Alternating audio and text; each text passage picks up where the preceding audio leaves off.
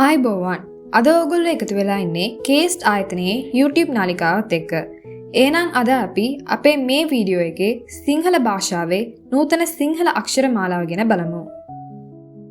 நூத்தன சிங்கள அக்ஷர மாலாவே அக்ஷர 60ක් තියෙනවා. අදාද 60 எழுத்துக்கள் காணப்படுகின்றன. மே அக்ஷர 60 අපි කොටස් දෙකකට බෙදෙනවා. இந்த 60 எழுத்துக்களையும் நாங்க ரெண்டு வகைகளாக பிரிக்கிறோம். அதுல ஒரு வகை உயிரெழுத்து, மற்றைய வகை மெய் எழுத்து. அந்த உயிரெழுத்துக்கு நாங்க சொல்ற பேர் පණ අකුරු. மெய் எழுத்துக்கு நாங்க சொல்ற பேர் ව්‍යංජන අකුරු. ඒ කොටස් දෙක තමයි සිංහල පණ අකුරු, ඒ වගේම ව්‍යංජන අකුරු. පණ අකුරට අපි ස්වරාක්ෂර එහෙම නැත්නම් ස්වර අකුරු එහෙමත් කියනවා. ගත අකුරු වලට ව්‍යංජන අකුරු එහෙම නැත්නම් ගත අකුරු ඒවත් ඒ වගේ නමක් අපි දෙනවා. ඉතින් අපි මුලින්ම සිංහල අක්ෂර මාලාවේ තියෙන ස්වර අකුරු அதாவது உயிரெழுத்துக்களை பத்தி நாம படிப்போம். ஷாவே பண அக்குரு එහෙම නැත්නම් ස්වර අකුරු 18ක් තියෙනවා. அதாவது சிங்கள மொழியில இந்த உயிரெழுத்துக்கள் மொத்தமாக 18 உயிரெழுத்துக்கள் காணப்படுகின்றன. මේ පළවෙනි ස්වර අකුර තමයි අයන්න. முதலாவது உயிரெழுத்து අයන්න. මේ අයන්න අපි ලියන්නේ මෙන්න මේ විදිහට. இந்த மாதிரியாக நாங்க அயன்னையே எழுதுறோம். அதாவது முதல்ல ஒரு வட்டத்தை வரைந்து அதை இந்த மாதிரியாக எடுத்து அதனை பின்னாடி வளைத்து ஒரு வட்டத்தை போன்ற நாங்க ஒரு அரை வட்டத்தை போன்ற நாங்க அதனை வரைந்து இந்த மாதிரியாக நாங்க அயன்னையே நாங்க எழுதுறோம். ඊළඟට ආයන්න මේ අකුර අපි උච්චාරණය කරන්නේ ආයන්න කියලා. මේ ආයන්නත් ලියන්නේ අපි අයන්න වගේ ලියලා අයන්නේ மாதிரியே நாங்க எழுதி මේකට මෙහෙම තා කැලලක් එකතු කරනවා. அதாவது அயன்னையை நாங்க எழுதுறது மாதிரியே ஒரு வட்டம், ஒரு புள்ளி இதனை நாங்க வரைஞ்சு அதை பின்னாடியாக எடுத்து இந்த மாதிரி நாங்க வரைஞ்சு இந்த மாதிரி ஒரு காது மாதிரியான ஒரு அமைப்பு இங்க வரைஞ்சு அதுக்கு எக்ஸ்ட்ராவா நாங்க மேலதிகமாக இந்த மாதிரி ஒரு குறிய இந்த மாதிரி ஒரு குறிய நாங்க சேர்க்கிறோம். இந்த மாதிரி சேர்ப்பதன் மூலமாக நாங்க ஆயன்ன அப்படிங்கிற ஒரு எழுத்தை எழுதுறோம். ඊළඟට ஏன்ன மேயாக்குற ஏன்ன இந்த ஏன்னை உச்சரிக்கும் பொழுது எங்களுடைய வாயில இருக்கக்கூடிய நாக்கு வெளியிட்டோம். திவ எலியட்டேன் மேயாக்குற ஏன்ன ඊළඟාකුර තමයි ஏன்ன அடுத்த எழுத்து ஏன்ன. අපි ஏன்ன ලියන්නේ මෙන්න මෙහෙම. අයන්න மாதிரியா எழுதி இந்த மாதிரி நாங்க ஏன்ன எழுதுறோம்.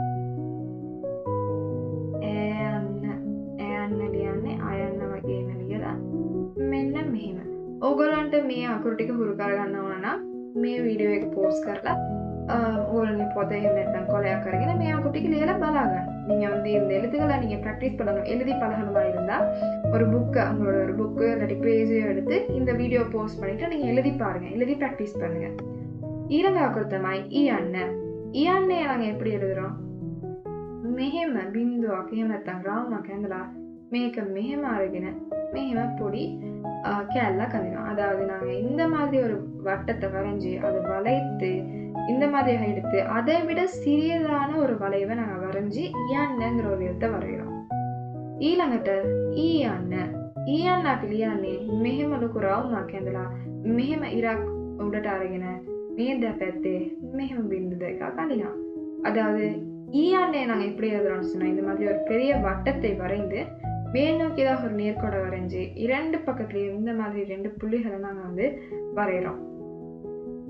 அடுத்ததாக උයන්න.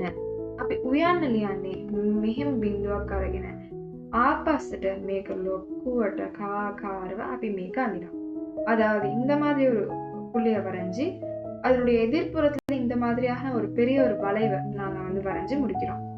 மேயாக்குறோம். ஊயன்ன நாங்க எப்படி எழுதுறோம்னு சொன்னா இந்த உயன்ன அப்படிங்கிற எழுத்துக்கே இந்த மாதிரியான ஒரு குறியை சேர்ப்பதன் மூலமாக ஊயன்ன அப்படிங்கிற எழுத்தை நாங்க எழுதுறோம். ඊළඟට ඉරුයන්න. අපි ඉරුයන්න ලියන්නේ මෙන්න මේ විදිහට. අපි මෙහෙම තමයි ඉරුයන්න ලියන්නේ.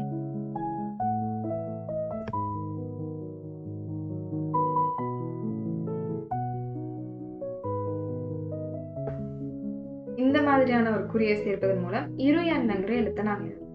ඊළඟට ඉරුයන්න. අපි ඉරුයන්නත් ලියන්නේ ඒ විදිහටම ඉරුයන්න எழுதின மாதிரியே நாங்க இந்த மாதிரியான ஒரு எழுத்தை நாங்கள் எழுதி அதுக்கு இந்த மாதிரியான 2 குறிகளை நாங்கள் சேர்க்கிறோம். මෙන්න මේ විදිහට තමයි අපි ඉරු යන්න ලියන්නේ. ඊළඟට ලු යන්න. ලු. ලු අකුර ලියන්නේ මෙන්න මේ විදිහට. මම මෙහෙම කැතට ලිව්වට ඕගොල්ලෝ මේක ලස්සනට லியන්න ඕනේ. நான் இந்த மாதிரி வரைஞ்சாலும் நீங்க வந்து எழுதும்போது அழகாகவும் ரொம்ப நேர்த்தியாகவும் சரியாகவும் உங்களுடைய புத்தகத்தை நீங்க அதை வரையணும், எழுதணும். எக்ஸராக்களாகன்னா இன்னொரு தடவை பாருங்க. இழுவையாண்ணே நாங்கள் எழுதுறது இந்த மாதிரியாக, இந்த மாதிரி.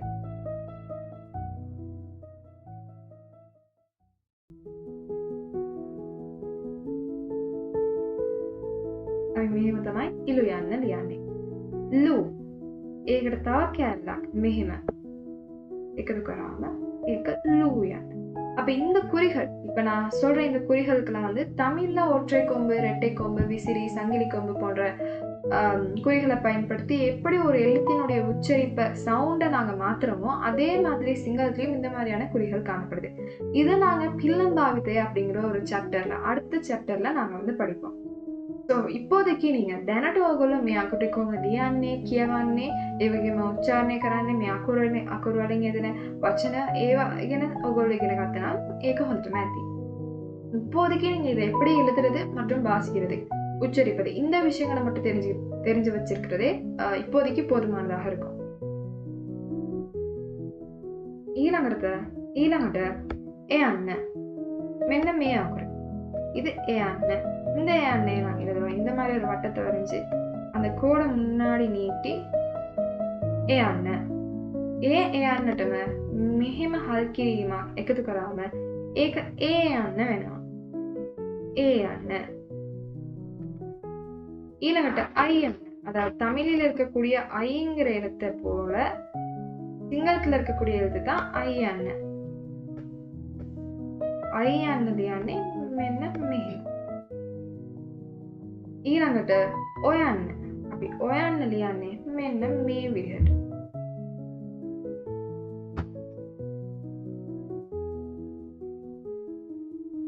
ඔයන්න. ඊළඟ අකුර තමයි ஓயන්න. ஓயண்ணையும் நாங்க ஒயண்ண மாதிரியே எழுதி அதனுடைய மேல் பகுதியில இந்த மாதிரியாக நாங்கள் வரைவது மூலமாக ஓயண்ணை எழுதலாம். ඊළඟ අකුර තමයි අව් යන්න. අව් යන්නත් අපි ඔයන්න වගේ ලියලා මෙහෙම ලියනවා. இதுதான் අව් යන්න. அது இல்லாம முக்கியமான விடயம் என்னன்னா, இந்த எழுத்துக்கள் நான் කියන මේ අක්ෂර ටික ඔයගොල්ලෝ බලාගන්න. நான் வட்டமிடக்கூடிய இந்த எழுத்துக்கள் 4. ඒ කියන්නේ ඉරු යන්න, ලු, ලු. මේ අකුරු 4 සිංහල භාෂාවට සංස්கிருதிක භාෂාවෙන් එකතු වූ අක්ෂර.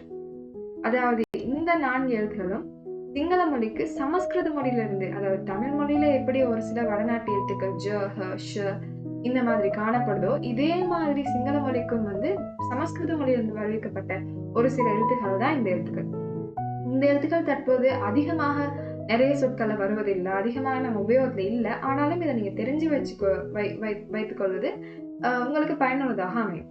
அது மட்டும் இல்லாம மே இருயண்ண, இந்த இருயண்ண அப்படிங்கிற எழுத்து மே இருயண்ண, இது நாங்க இருயண்ணன்னு வாசிச்சாலும் இது ஒரு சொல்லில் அமைப்பெறும் போது இது ரீ அப்படிங்கிற ஒரு சத்தத்தை தோற்றுவிக்கும். මේක කියවනකොට අපි සාමාන්‍යයෙන් ලියනකොට අපි කියන්නේ ඉරු යන්න උනාට මේ අකුරු ටික මේ අකුර වචන වලින් යෙදෙනකොට அதாவது ஒரு சொல்லல வரும்போது ரீயான சப்தයක් நிக்குத் கரை. சரியா? அடுத்ததாக இவ்வளவு நேரம் நாங்க வந்து இந்த எழுத்துக்களை எவ்வாறு உச்சரிப்பது, இந்த எழுத்துக்களை எப்படி எழுதுறது அப்படிங்கிற விஷயங்களை நாங்க பார்த்தோம். අපි ඊළඟ ස්ලයිඩ් එකේ මේ අකුරු වලින් යෙදෙන වචන වලට උදාහරණ ටිකක් අපි බලමු. එහෙනම් මේ පළවෙනි වචන බලන්න. අයන්න, அம்மா. அயண்ணையில் ஆரம்பிக்கக்கூடிய ஒரு சொல் அம்மா. அடுத்ததாக ஆயண்ண, ஆச்சி. ඊළඟට ஏஅண்ண, ஆப்பிள். ඈත, தூரம்னா தொலைவில் இருக்கக்கூடிய ஒரு விடயம்.